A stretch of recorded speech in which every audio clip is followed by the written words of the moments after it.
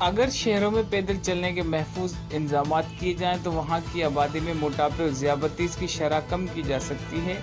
اس کا عملی ثبوت حالیہ تحقیق سے بھی ملا ہے۔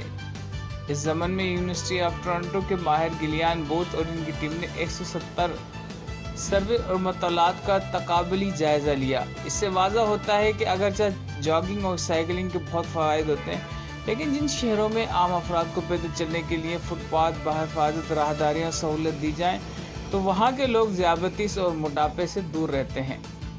وجہ یہ ہے کہ تھوڑی دور تک جانے کے لیے بھی انہیں موٹر سائیکل استعمال کرنے کی ضرورت پیش نہیں آتی۔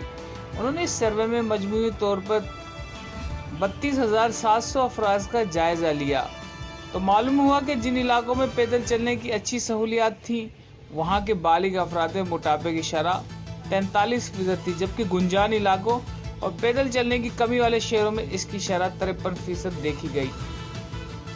دوسرے سروے میں 11 لاکھ لوگوں کا مطالعہ کیا گیا۔ معلوم ہوا کہ پیدل چلنے کے لیے نامناسب علاقوں میں رہنے والے افراد میں دیگر کے لحاظ سے خون میں شکر کی سطح 20% کم ہوتی ہے اور ذیابیطس کے شکار نہیں بن پاتے۔ ان کا